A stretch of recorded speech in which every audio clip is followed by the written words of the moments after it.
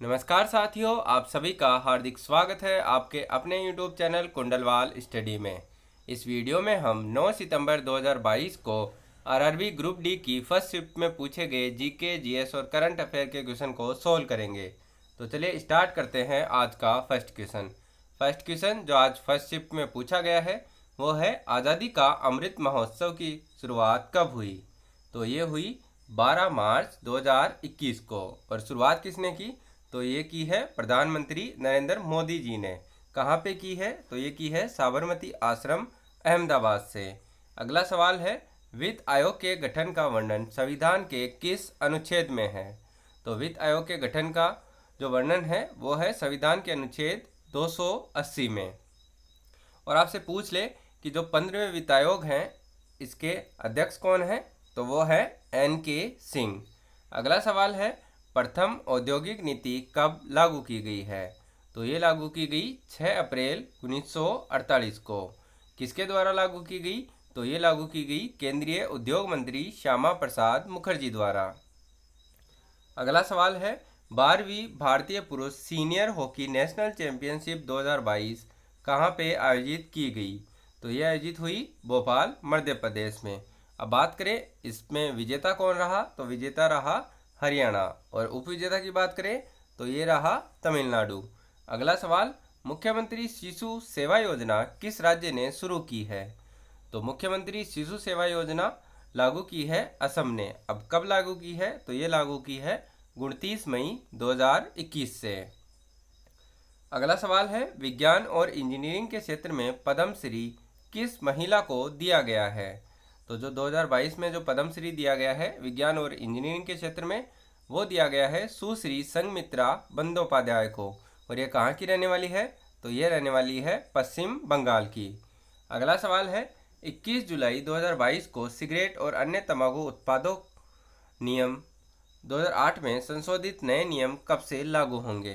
तो ये लागू होंगे 1 दिसंबर 2022 से। आपसे आगे आने वाली शिफ्टों में ऐसे भी पूछा जा सकता है कि जो विश्व तंबाकू निषेध दिवस है ये कब मनाया जाता है? तो उस समय अपना आंसर होगा 31 मई को। और बात करें 2022 में जो विश्व तंबाकू निषेध दिवस मनाया गया, इसकी थीम क्या थी? तो इसकी थीम थी पर्यावरण की रक्षा करें। अगला सवाल है, कार्बोहाइड्रेट, प्रोटीन व वसा का पूर्ण पाचन कहाँ पे होता है? तो कार्बोहाइड्रेट, प्रोटीन और वसा का पूर्ण पाचन होता है छोटी आंत में। अगला सवाल है, श्रेणी क्रम में जुड़े सभी प्रतिरोधों में धारा का मान कैसा रहता है? तो इसका सही जवाब है, जो धारा का मान है वो सभी प्रतिरोधों में समान रहेगा। लेकिन बात करें विभवांतर की, तो ये विभवांतर हर प्रतिरोध में अलग अलग रहेगा। अगला सवाल है, निम्न में से किस राज्य में पंचायती राज व्यवस्था नहीं है? अपने को 4 ऑप्शन दे रखे थे, राजस्थान, आंध्र प्रदेश, नागालैंड और उत्तर प्रदेश। तो इसका सही जवाब हो जाएगा नागालैंड में अभी तक पंचायती राज व्यवस्था नहीं है। अब इससे रिलेटेड फैक्ट देख लेते हैं कि जो पंचायती राज व्यवस्था है वो किन किन राज्यों में और किन किन केंद्र शासित प्रदेशों में अभी तक भी लागू नहीं है। तो 3 राज्य हैं और एक यूटी है। तो राज्य कौन कौन से हैं? मेघालय, नागालैंड और मिजोरम। और बात करें केंद्र शासित प्रदेश की, तो उस समय अपना आंसर हो जाएगा दिल्ली में अभी तक पंचायती राज व्यवस्था नहीं है। अगला सवाल है, CRR यानी केस रिजर्व रेशियो कौन निर्धारित करता है? तो ये निर्धारित करता है अपना रिजर्व बैंक ऑफ इंडिया। अगला सवाल है, निम्न में से एक लिंगी पुष्प के उदाहरण कौन से हैं? जो अपने को ऑप्शंस दे रखे थे उनमें से पपीता और तरबूज जो ऑप्शन दे रखा था वो सही हो जाएगा। अब एक लिंगी के साथ ही साथ में अपन देख लेते हैं कि जो उभयलिंगी पुष्प होते हैं उनके उदाहरण कौन कौन से हैं। तो उसमें अपना आंसर हो जाएगा सरसों और गुड़हल। अगला सवाल है, अधिबन भास्करन किस खेल के खिलाड़ी हैं? तो ये संबंधित है शतरंज खेल से। और है कहाँ के? तो ये है तमिलनाडु राज्य के। अगला सवाल है, बोध गया जाने से पहले ज्ञान प्राप्ति हेतु भगवान बुद्ध ने 6 साल तक कहाँ पर ध्यान लगाया था? तो ये लगाया था प्राग बोधि में, डुंगेश्वरी पहाड़ी पर। अगला सवाल है, कोक बोरोक किस राज्य की भाषा है? तो इसका सही जवाब हो जाएगा, ये जो कोक बोरोक भाषा है ये त्रिपुरा राज्य की भाषा है।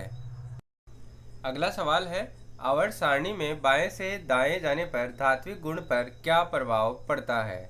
तो अपन बात करें आवर्त सारणी में बाएं से दाएं जाने पर तो धात्विक गुण घटता है, और बात करें वृक्ष में ऊपर से नीचे जाने पर तो उस समय अपना जो धात्विक गुण है वो बढ़ता है, याद रखना है।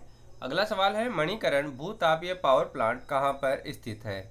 तो ये जो मणिकरण भूतापीय पावर प्लांट है ये स्थित है हिमाचल प्रदेश में। अगला सवाल है पृथ्वी पर वह भाग जहाँ जीव जंतु निवास करते हैं क्या कहलाता है। तो उस भाग को बोलते हैं जैव मंडल। अगला सवाल है ज्वेलरी या गहनों में चमक या शाइनिंग किस अभिक्रिया के कारण होती है। तो ये होती है ऑक्सीकरण या ऑक्सीडेशन रिएक्शन के कारण। अगला सवाल है जब पौधे श्वसन करते हैं तो हमें कौन सी गैस मिलती है। तो हमें मिलती है CO2 यानी कार्बन डाइऑक्साइड।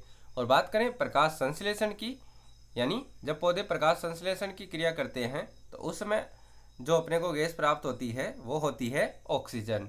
अगला सवाल है किसी तत्व का परमाणु क्रमांक 6 है तो उसकी संयोजकता कितनी होगी। अपन जानते हैं जो परमाणु क्रमांक 6 है वो किसका होता है, वो होता है कार्बन का। और इसकी संयोजकता कितनी होती है, तो इसकी संयोजकता होती है 4। चलिए दोस्तों, इस वीडियो में इतना ही। यदि ये वीडियो आपको अच्छा लगा हो तो इसको लाइक करें, इस वीडियो को ज़्यादा से ज़्यादा शेयर करें और इस चैनल को सब्सक्राइब करना ना भूलें ताकि आगे आने वाले वीडियोज़ के नोटिफिकेशन आपको सबसे पहले प्राप्त हो सके। और यदि आपको इस वीडियो के क्वेश्चंस PDF फॉर्मेट में चाहिए तो आप हमारे चैनल कुंडलवाल स्टडी को ज्वाइन कर सकते हैं। मिलते हैं अगले शिफ्ट की एनालिसिस के साथ, तब तक के लिए थैंक यू, धन्यवाद, जय हिंद, जय भारत।